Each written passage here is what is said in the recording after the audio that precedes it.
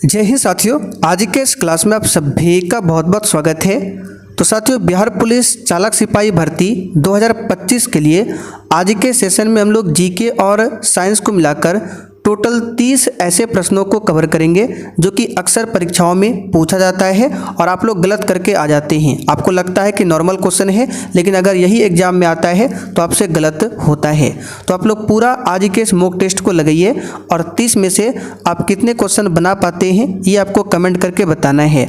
और जिनको भी चालक सिपाही एग्जाम के लिए नया बैच को ज्वाइन करना है, ये हमारा व्हाट्सअप नंबर है, इस पर मैसेज करके बता सकते हैं कि सर हमें बैच ज्वाइन करना है। तो देखिए, आज का पहला क्वेश्चन है, भारत में वित्तीय आपात की घोषणा अब तक कितनी बार की गई है?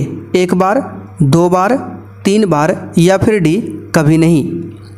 चलिए, क्वेश्चन नंबर 1 के लिए आप लोग आंसर बताइए।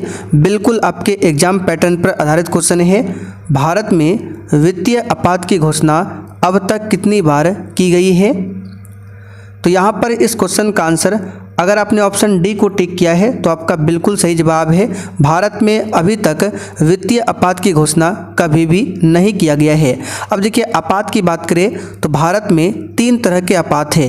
एक है आर्टिकल 352 जिसमें राष्ट्रीय आपातकाल दिया गया है, उसके बाद है 356 जिसमें राष्ट्रपति शासन है, और एक है 360 जिसमें वित्तीय आपात दिया गया है। तो भारत में 360 आर्टिकल जो है अब तक एक बार भी लागू नहीं हुआ है। तो आंसर क्या होगा? डी वाला ऑप्शन। दूसरा क्वेश्चन देखिए, राष्ट्रपति के निर्वाचन में कौन भाग लेता है? चलिए, क्वेश्चन नंबर 2 के लिए आप लोग आंसर बताइए। और साथियों, अगर आपको चालक सिपाही एग्जाम के लिए क्लास का PDF, 1 liner GK GS notes, question bank कुछ भी चाहिए तो ये हमारा व्हाट्सएप नंबर लिखा हुआ है, इस पर मैसेज करके आप लोग बता सकते हैं। तो देखिए, राष्ट्रपति के निर्वाचन में कौन भाग लेता है? तो यहाँ पर इसका सही जवाब है सी वाला ऑप्शन, ए और बी दोनों, यानी कि लोकसभा एवं राज्यसभा के निर्वाचित सदस्य और साथ में अलग अलग राज्यों के विधानसभा के निर्वाचित सदस्य राष्ट्रपति के निर्वाचन में भाग लेते हैं। चलिए आगे देखते हैं क्वेश्चन नंबर 3। तिलैया परियोजना किस नदी पर स्थित है? तो साथियों, तिलैया परियोजना की बात करें तो ये बराकर नदी पर स्थित है। किस नदी पर? बराकर नदी पर स्थित है। यहाँ से क्वेश्चन बनता है, सलाल परियोजना किस नदी पर है? तो चिनाब नदी पर। दुलहस्ती परियोजना पूछे, चिनाब नदी। बगलिहार परियोजना, चिनाब नदी। ये सब क्वेश्चन आपको ध्यान रखना है। आगे देखिए, बिहार में द्वैध शासन की शुरुआत किस अधिनियम द्वारा की गई थी? बिल्कुल एग्जाम में आने वाला क्वेश्चन है। इसका सही जवाब है 1919 के भारत शासन अधिनियम के द्वारा। यहाँ पर पहला वाला ऑप्शन आपका सही है। अगला क्वेश्चन देखिए, भारतीय मौसम वेधशाला का मुख्यालय कहाँ पर स्थित है? इस क्वेश्चन पर आप सभी स्टार मार्क कर लीजिए। एग्जाम के लिए बहुत ज़्यादा इंपॉर्टेंट क्वेश्चन है, ये क्वेश्चन कई बार पूछा गया है। तो साथियों, भारतीय मौसम वेधशाला का मुख्यालय याद कर लीजिए, पुणे में है। कहाँ पर है? पुणे में।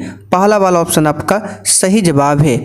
और साथियों, चालक सिपाही एग्जाम के लिए आपका एप्लीकेशन पर न्यू बैच स्टार्ट हो चुका है, जिसमें आपका डेली प्रैक्टिस सेट और सब्जेक्ट वाइज क्लास भी चल रहा है, फुल डिस्कशन के साथ में। बैच को कैसे ज्वाइन करना है इसी नंबर पर व्हाट्सएप मैसेज करके आप लोग पूछ सकते हैं। आगे देखिए, बैक्टीरिया की खोज किसने किया था? चलिए, क्वेश्चन नंबर 6 के लिए आप लोग आंसर बताइए। बैक्टीरिया की खोज किसने किया था? तो इसका सही जवाब है ल्यूवेनहॉक ने बैक्टीरिया का पता लगाया था। अगर आपसे पूछे वायरस यानी कि विषाणु की खोज किसने किया था, तो इवानोवास्की ने वायरस का पता लगाया था। आगे देखिए, निम्नलिखित में से कौन भारत की संसद का अंग नहीं है? और सेशन के लास्ट में आप सभी को कमेंट करके अपना अपना स्कोर बताना है। तो संसद के 3 अंग है, राष्ट्रपति, राज्यसभा, लोकसभा। लोकसभा अध्यक्ष ये अंग नहीं है। आगे देखिए, राज्य मंत्रिपरिषद किसके प्रति उत्तरदायी होती है? तो इसका सही जवाब है राज्य का जो मंत्री परिषद है किसके प्रति उत्तरदायी होता है, तो विधानसभा के प्रति। सी वाला ऑप्शन यहाँ पर आपका सही जवाब है, ध्यान रखिएगा। आगे देखिए, सत्यशोधक समाज की स्थापना किसने किया था? तो प्रैक्टिस सेट में शाम 7 बजे कई बार ये क्वेश्चन बता चुके हैं। अगर आप रेगुलर क्लास करते हैं तो बिल्कुल आराम से आंसर बता सकते हैं। ज्योतिबा फुले ने 1873 में सत्यशोधक समाज की स्थापना किया था। तो आंसर यहाँ पर हो जाएगा ए वाला ऑप्शन। आगे देखिए, निम्नलिखित में से कौन सा हड़प्पा स्थल गुजरात में स्थित नहीं है? सही जवाब है सूतकांगीडोर। ये कहाँ पर है? पाकिस्तान में। बाकी ये सभी कहाँ पर है? गुजरात में। सी वाला ऑप्शन आपका सही है। चलिए आगे देखिए, सोडियम बाइकार्बोनेट को और किस नाम से जाना जाता है? तो सोडियम बाइकार्बोनेट को बेकिंग सोडा यानी कि खाने वाला सोडा भी बोला जाता है। और इसका सूत्र पूछे तो NaHCO3 ये सोडियम बाइकार्बोनेट का सूत्र है। कास्टिक सोडा का सूत्र पूछे तो NaOH सोडियम हाइड्रोक्साइड ये कास्टिक सोडा का सूत्र है। आगे देखिए, धान में खैरा रोग किस खनिज की कमी के कारण होता है? सही जवाब है जिंक की कमी के कारण धान में कौन सा रोग होता है? खैरा रोग। आगे देखिए, मोहिनीअट्टम किस राज्य का शास्त्रीय नृत्य है? सही जवाब है केरल का। ठीक है, केरल का शास्त्रीय नृत्य मोहिनीअट्टम और एक याद रखिएगा कथकली। दोनों कहाँ का शास्त्रीय नृत्य है? तो केरल का। तमिलनाडु का शास्त्रीय नृत्य क्या है? भरतनाट्यम। आंध्र प्रदेश का कुचिपुड़ी। ओडिशा का क्या है? ओडिसी। ये शास्त्रीय नृत्य है। आगे देखिए, नरौरा ताप विद्युत संयंत्र किस राज्य में स्थित है? तो साथियों ये उत्तर प्रदेश में है। कहाँ पर है? उत्तर प्रदेश में स्थित है नरौरा ताप विद्युत संयंत्र। रावत भाटा ताप विद्युत संयंत्र पूछे तो राजस्थान में है। कलपक्कम पूछे तमिलनाडु में है। कैगा परमाणु संयंत्र पूछे कर्नाटक में है। तारापुर पूछे तो महाराष्ट्र में है। आगे देखिए, अंबुबाची मेला किस राज्य में आयोजित होता है? तो ये तो सिंपल सा क्वेश्चन है, असम में। असम की राजधानी कहाँ पर है? दिसपुर। देश में त्रिस्तरीय पंचायती राज प्रणाली को किस समिति की सिफारिशों पर लागू किया गया था? तो साथियों देश में त्रिस्तरीय पंचायती राज प्रणाली को किस समिति की सिफारिशों पर लागू किया गया था? तो यहाँ पर इस क्वेश्चन का आंसर क्या हो जाएगा? बलवंत राय मेहता समिति। अच्छा, बलवंत राय मेहता समिति का गठन कब हुआ था? तो 1957 में। आगे देखिए, भारत की राष्ट्रीय आय में किस क्षेत्र का योगदान सबसे कम है? तो साथियों भारत की राष्ट्रीय आय में किस क्षेत्र का योगदान सबसे कम है?